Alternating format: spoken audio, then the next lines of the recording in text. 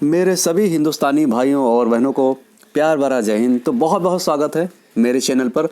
तो दोस्तों आइए, आज जो क्वेश्चंस मैं लेकर आया हूँ आपका टॉप 20 क्वेश्चंस आपका पर्यावरण से। तो पर्यावरण से दोस्तों सभी प्रतियोगी परीक्षाओं में भी एक महत्वपूर्ण भूमिका निभाता है। तो अभी आपका हाल ही में सीटेट का पेपर हुआ था। तो सीटेट के पेपर में आप लोग अगर पर्यावरण के मेरे प्लेलिस्ट में गए होंगे तो दोस्तों 5 ही 6 मॉडल पेपर हैं, लेकिन 15 या 16 क्वेश्चन आपको 30 में से एकदम हूबहू, वो भी ऑप्शन सहित एकदम तो डिट्टो आ गया था। तो चलिए दोस्तों, आज देखिए कैसे क्वेश्चंस है, और ही धमाकेदार क्वेश्चंस हैं आज के पर्यावरण के। तो चलिए दोस्तों, पहला क्वेश्चन स्टार्ट करते हैं। सजीवों को 5 जगतों में किसने विभाजित किया गया था? तो जो सजीव हैं, जो सजीव जगत है, उनको 5 जगत में विभाजित किया गया है। और सबसे पहले बात करते हैं वो 5 जगत होते क्या हैं दोस्तों। तो पहला आपका कौन सा जगत है? मोनेरा जगत। और दूसरा आपका प्रोटिस्टा जगत। और तीसरा आपका कवक जगत। और चौथा पादप जगत, जिसको हम फ्लोरा भी कहते हैं। और पांचवा आपका जंतु जगत, जिसको हम फौना भी कहते हैं। तो पादप जगत को कई बार क्वेश्चन पूछा गया है, पादप जगत को क्या कहते हैं दोस्तों? फ्लोरा। और जो जंतु जगत होते हैं उनको फौना कहते हैं। तो कितने भागों में बांटा गया? 5 जगत में। और किसने बांटा था दोस्तों? आपके RH व्हिटेकर ने, यानी ऑप्शन नंबर आपका C। तो पहला क्वेश्चन आपको कैसा लगा दोस्तों? अगर अच्छा लगा हो तो लाइक पे तो क्लिक बनता है दोस्तों। अगले क्वेश्चन में चलते हैं दोस्तों। अगले क्वेश्चन में आइए, जीवाणुओं का अध्ययन किस जगत के अंदर किया जाता है?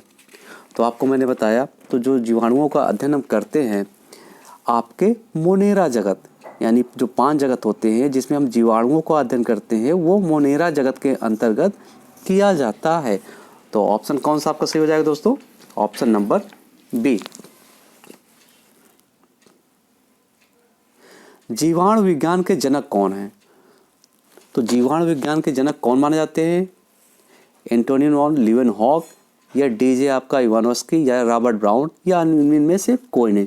तो जीवाणु विज्ञान के जनक किसको हम मानते हैं दोस्तों? एंटोनी वॉन लीवेनहॉक को माना जाता है। तो ऑप्शन नंबर आपका A। ये क्वेश्चन दोस्तों कई बार पूछा गया है। निम्नलिखित में से किसके कारण दही जमती है? तो आप लोग बहुत खाते होंगे दही, सुबह शाम ही खाते होंगे, रात में तो खाना बहुत ही नुकसानदायक होता है। तो दही में अगर आप सूक्ष्मदर्शी से देखेंगे तो बहुत सारे कीड़े जैसे आपको दिखाई देंगे रेंगते हुए। तो दही का जमना जो है किसके कारण जमता है दही आपका? Very important question. जीवाणुओं के द्वारा। ऑप्शन नंबर A, यानी दही का जमना किसके द्वारा होता है? जो को जीवाणुओं के द्वारा दही जमती है।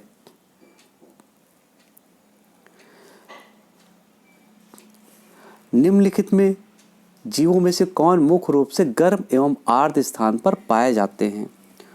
तो कौन से ऐसे आपके हैं ऑप्शन में कि आपको जो गर्म स्थान और आर्द्र स्थान दोनों में पाए जाते हैं? तो आइए दोस्तों ऑप्शन में चलते हैं। जीवाणु पाए जाते हैं या कवक? तो दोस्तों आपका कवक ही ऐसा चीज़ होता है कि आपका गर्म और आर्द्र स्थान दोनों में पाए जाते हैं। तो ऑप्शन नंबर B। बेकरी उद्योग में प्रयोग किए जाना कवक कौन सा है? तो आपका ये भी इम्पोर्टेंट क्वेश्चन दोस्तों, आप लोग मॉडल पेपर उठाएंगे तो आपका ये भी क्वेश्चन कई बार पूछा गया है। तो बेकरी उद्योग होता है जिसमें हम प्रयोग करते हैं, तो कौन सा कवक से हम बेकरी उद्योग बनाते हैं, जो भी चीज़ें बनती हैं? तो वेरी इंपॉर्टेंट है आपका खमीर, जिसको हम यीस्ट भी बोलते हैं। यानी बेकरी उद्योग में कौन सा हम चीज़ कवक इस्तेमाल करते हैं? यीस्ट या खमीर। तो ऑप्शन नंबर C। लाइकेन जो सैक होता है सजीवता का उदाहरण है। इसमें से 2 जीव एक साथ रहते हैं एवं एक दूसरे को लाभ पहुंचाते हैं। ये दोनों जीव कौन से होते हैं? तो कौन से होते हैं? शैवाल और कवक, ये दोनों एक दूसरे के पूरक होते हैं और एक दूसरे को ये लाभ पहुंचाते हैं। तो ऑप्शन नंबर आपका B। लाइकेन किस प्रकार के प्रदूषक के प्राकृतिक सूचक हैं? वेरी इंपॉर्टेंट दोस्तों क्वेश्चन है दोस्तों आपका लाइकेन। लाइकेन जो होता है वो जहाँ वायु में सल्फर डाइऑक्साइड यानी SO2, जहाँ वायु में SO2 यानी सल्फर डाइऑक्साइड की अधिकता होती है, वहाँ पर लाइकेन नहीं होते हैं। ये बात समझ लीजिए। इसका अर्थ ये हो गया कि जहाँ की वायु प्रदूषित होगी वहाँ पर लाइकेन नहीं होगा। तो आपका यानी वायु प्रदूषण, ऑप्शन नंबर आपका सी।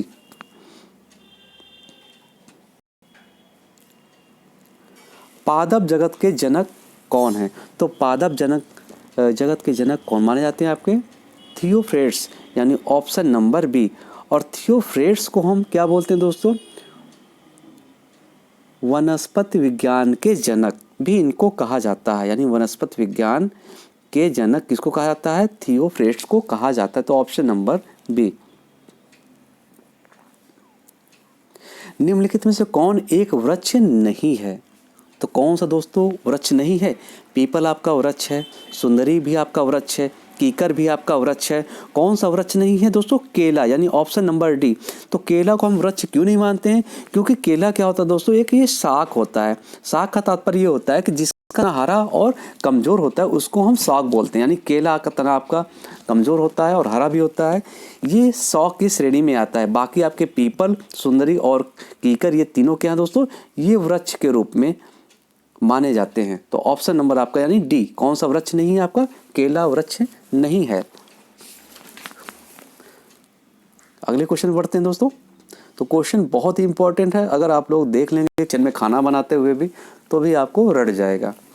निम्नलिखित में कौन सी जड़ें पाई जाती हैं? आइए दोस्तों देखते हैं निम्नलिखित में से कौन सी जड़ें पाई जाती हैं। तो गाजर में, मूली में, शकरकंद में या सभी में? तो कहाँ पर जड़ें पाई जाती हैं? गाजर में भी जड़ें पाई जाती हैं और मूली में भी जड़ें पाई जाती हैं और शकरकंद में जड़ें पाई जाती हैं, यानी ऑप्शन नंबर डी, यानी इनमें से सभी। अमरबेल उदाहरण है। तो अमरबेल किसका उदाहरण है दोस्तों? आपका परजीवी का, ऑप्शन नंबर बी। और अमरबेल क्यों परजीवी का? परजीवी होते क्या है कि जिनकी जड़ें जो है दूसरों पौधों पर निर्भर रहती है उनको हम क्या बोलते हैं? परजीवी। और रेशेदार, जिनकी जड़ें जो है रेशेदार होती हैं उनको हम रेशेदार जड़ बोलते हैं। जैसे आपका प्याज और आपका लहसुन, ये रेशेदार जड़ की श्रेणी में आते हैं। और अवस्तंभ ये होता है कि जिनमें जो है तने के ऊपर भी आपका जड़ हो और नीचे भी आपका जड़ हो, जैसे मक्का, बाजरा और गन्ना, ये अवस्तंभ की श्रेणी में आता है, यानी अवस्तंभ जड़ की श्रेणी में आता है। और स्तंभ जड़ की श्रेणी में कौन आता है? आपका जैसे बरगद। तो रट लीजिए दोस्तों, सभी के एग्जाम्पल बहुत पूछते जाते हैं। आलू, प्याज और अदरक आदि में खाया जाने वाला भाग कौन सा है? तो आलू और प्याज, अदरक का हम कौन सा भाग खाते हैं? जड़ खाते हैं या तना खाते हैं या पत्तियां खाते हैं या फूल खाते हैं? तो तीनों में हम क्या खाते हैं दोस्तों? तना। तो ऑप्शन नंबर आपका बी। 14वें क्वेश्चन में चलते हैं दोस्तों। वाष्पोत्सर्जन क्या होता है? तो वाष्पोत्सर्जन होता क्या है दोस्तों आपका? तो वाष्पोत्सर्जन से पत्तियों के द्वारा जो है जल का वाष्प के रूप में निकलना ही वाष्पोत्सर्जन कहलाता है। और पत्तियों में जो हरा रंग होता है वो क्लोरोफिल के द्वारा होता है। और क्लोरोफिल में जो छोटे छोटे छिद्र होते हैं दोस्तों उसको हम क्या बोलते हैं? रंध्र बोलते हैं। और इन्हीं के द्वारा वाष्पोत्सर्जन होता है। तो वाष्पोत्सर्जन क्या होता है दोस्तों? पत्तियों के द्वारा जल का वाष्प के रूप में बाहर निकलने को हम क्या बोलते हैं? वाष्पोत्सर्जन। आइए दोस्तों, प्रकाश संश्लेषण सबसे कम किस रंग में होता है? तो प्रकाश संश्लेषण होता क्या है? तो प्रकाश संश्लेषण वो होता है जो भोजन बनाने की क्रिया को हम क्या बोलते हैं? यानी पत्तियों द्वारा भोजन बनाने की क्रिया को हम क्या बोलते हैं? प्रकाश संश्लेषण। और प्रकाश संश्लेषण जो है सबसे ज़्यादा किस रंग में होता है? तो ये भी रट लीजिए, सबसे ज़्यादा आपका लाल रंग में होता है। लेकिन क्वेश्चन में क्या पूछा गया है कि सबसे कम किस रंग में होता है? तो सबसे ज़्यादा आपका लाल रंग में होता है। और सबसे कम प्रकाश संश्लेषण किस में होता है दोस्तों? बैगनी। तो ऑप्शन नंबर आपका डी एकदम राइट आंसर हो जाएगा। तो दोनों रट लीजिए आपको। प्रकाश संश्लेषण जो क्रिया होती है सबसे ज़्यादा किस में होती है? लाल रंग में होती है। और सबसे कम किस में होती है? किस रंग में होती है? आपके बैगनी रंग में। निम्न में से कौन सा अलग समूह से संबंधित है? तो आइए दोस्तों, कौन सा अलग समूह से संबंधित है? तो पीपल, नीम, केला और गुलाब। तो इन चारों को आप ऑप्शन देखिए, इनमें जो है अलग समूह कैसे छाटेंगे। तो देखिए दोस्तों, केला, तो केला का पत्तियां जो होती है वो समानांतर के रूप में होती हैं। पीपल, नीम और गुलाब की पत्तियां कैसी होती हैं? जाली का रूप ले लेती हैं। तो याद रखिएगा, तो तीनों में से कौन सा आपका भिन्न है? यानी ऑप्शन नंबर सी, केला।